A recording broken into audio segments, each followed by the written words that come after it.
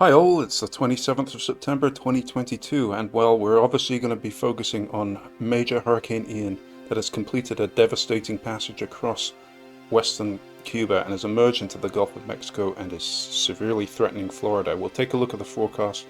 We're also going to check back in on Typhoon Noru, and we've got an updated detailed loop of the extreme rapid intensification that occurred a few days ago.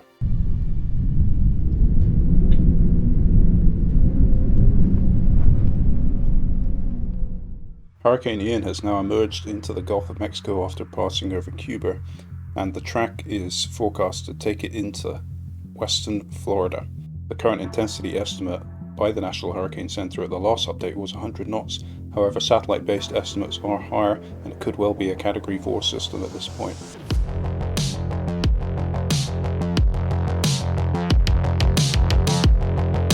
Let's jump right in with the hurricane wharf. Here's the system emerging off the north coast of Cuba. 944 millibars they have it as in their model. Then we go into the simulation. It intensifies. There's a warm pocket of water we'll look at in a moment in this area. The two triangles indicate winds of over 100 knots. It's up to 110.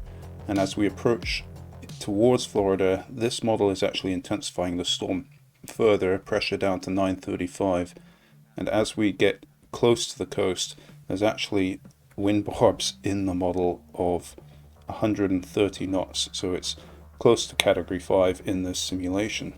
Major storm surge is expected along this area of the coast, and the National Hurricane Center have issued storm surge warnings, particularly Tampa Bay area. If you want to check whether your area is at risk of storm surge, there's a handy tool online and you can check it out. I'll put the link in the video description. There are a few reasons why this forecast has been particularly tricky. The big one has been the presence of this huge trough in the jet stream you can see coming down over the eastern United States and tucking into the far northeastern corner of the Gulf of Mexico. Some of the simulations earlier on, including the hurricane wharf earlier, had the storm coming up towards the Florida Panhandle and interacting with this high wind shear area, and that weakened the storm.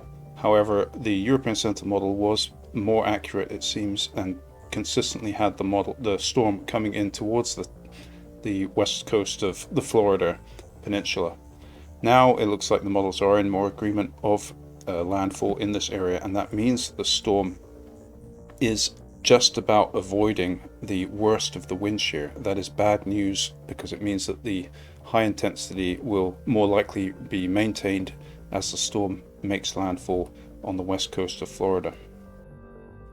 The other big problem is the angle of the track in relation to the coastline. So because the storm is coming up the coast, a slight change in the track would lead to a landfall a greater distance away than you might expect. So if you look at the European Center model here, it's a little bit further to the south than the hurricane wharf, I think, that was taking it more closer into Tampa.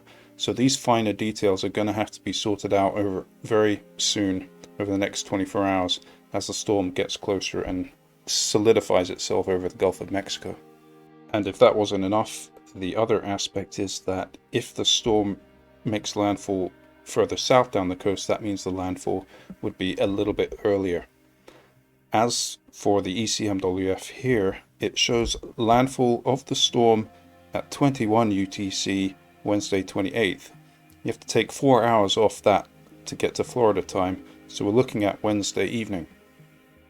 To compare and explain that issue, we've got the hurricane wharf here, back to that again, and it is making landfall at 9 UTC on Thursday. Take away 4 hours and we're looking at the early hours of Thursday, so it is a bit later, and that's because it is making landfall further north up the coast. So there is still this uncertainty as to the landfall location and landfall time. Nonetheless, if we look at all of the tracks taken together, there is a clear general path towards this region of western Florida, Tampa Bay being up here, and these are all the model tracks. So in summary, we have the NHC track here taking the storm in just a little bit south of Tampa Bay, but they have an uncertainty cone covering this whole region. They've got hurricane warnings issued for this section of coastline, and hurricane force winds are expected by Wednesday afternoon, and continuing through the night as the storm makes landfall.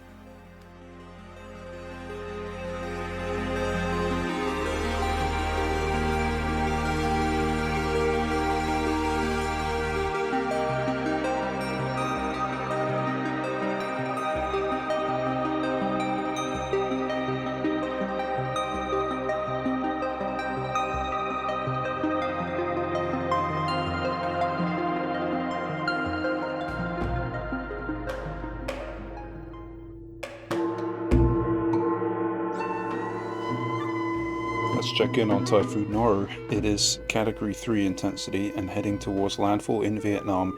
Severe winds in this area of the coastline. JTWC have landfall at the 28th at 0 UTC. Sentinel-3 caught this pretty impressive view earlier today, and you can just see the small eye in the center. Meanwhile, we've updated our long loop now, and we can share this view of the extreme rapid intensification that happened a few days ago to the east of the Philippines. And on that note, thanks a lot for watching. We'll try and update tomorrow on Hurricane Ian, and please give this video a thumbs up and subscribe if you haven't. Take it easy.